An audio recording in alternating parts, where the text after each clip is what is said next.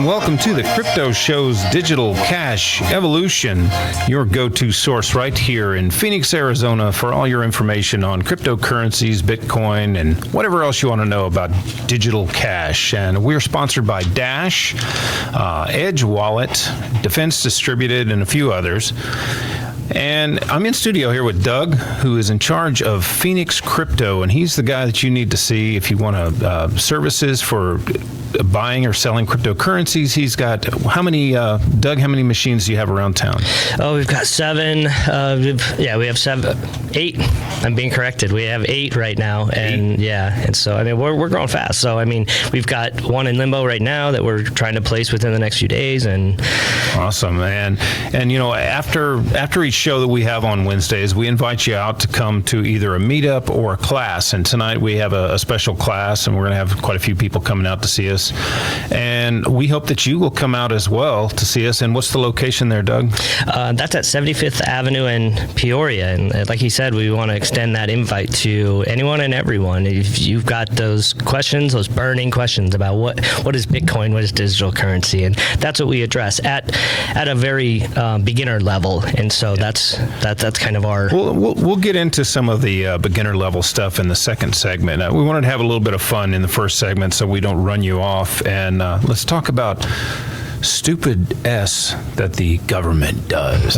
Like, you know, I was listening to something on YouTube or something about them spending $2 million to find out if children want to eat food that someone sneezed on. Like, I think I can do that for about $5. Who's funding these studies? Who's funding this stuff? You know, these are the people we're trusting to create our money. Your tax dollars at work. Real hard there. Oh yeah, I definitely need to know if I want to eat my food, if I sneeze in it, or if someone else sneezed in it. That's just ridiculous, man. Go ahead. This is such a softball topic. I mean, who doesn't like hating on the government? Right. They make it so easy. They make it so easy, definitely. And they're in charge of splitting our money up into a million little pieces, making sure that it buys less and less every day by printing more. If you have an opinion on stupid S that the government does, give us a call at 602-277-KFNX. Like he said, that's a softball one. Who loves the government? Not me. Nope. What's another good one, Doug? You were telling me some of the ones earlier. I mean, there's a guy in Oregon who got 30 days in jail for collecting rainwater in a pond. Like, there's a hole in my yard and there's water in there, so I'm going to go to jail for this? This is ridiculous. You own nothing. These people are in charge of they're in charge of your money. Right, yeah. You don't own anything. You just rent it here. Yeah. So, I mean, you know, this is kind of, these are the things and the reasons why we love cryptocurrency so much. And money is such a fundamental part of our life and our society. It almost fades into the background. We really don't think about it often. And the deception of that leads to, and the mismanagement, everything almost goes unnoticed by most people because we don't realize how horrible the money system is. It's a giant Ponzi scheme. You know, you give a bunch of rich, wealthy aristocrats power to create and coin money. What do you think they're going to do with it? Right. They're going to enrich themselves and steal from us. At least with cryptocurrencies, there's algorithms and such that sets a limit on how much money that we have and how much it's going to be worth, when the government can just endlessly print it over and over. And like I said, it's a big piece of pie. Mm-hmm. And just because you keep slicing it into more slices doesn't mean there's more pieces, but they're smaller, buddy.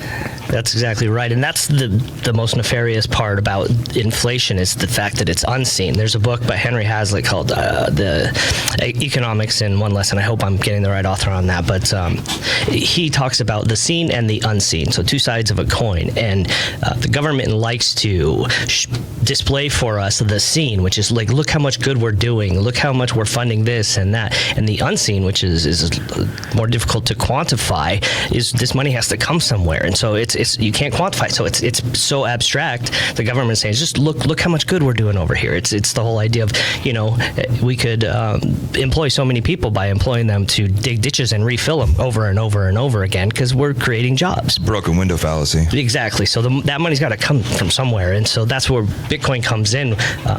You can't mismanage it, really. You can't print more of it, like Danny said. Well, you can if you're a miner, but you have to work for it. Yeah. You can't print it without cost, that's for sure. Exactly. Here's another one.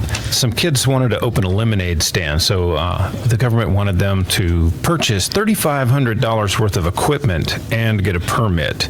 Got to have your permit. You got to have a permit. So You have to ask permission for every. yeah. Well, I mean, permission. every 8-year-old has $3,500 laying around to open up a lemonade stand. And I don't know if it's a related story, but it was a similar one recently I saw where a little girl had a lemonade stand, and some lady walking by on the street called the cops on her because I don't know what, she thought it wasn't.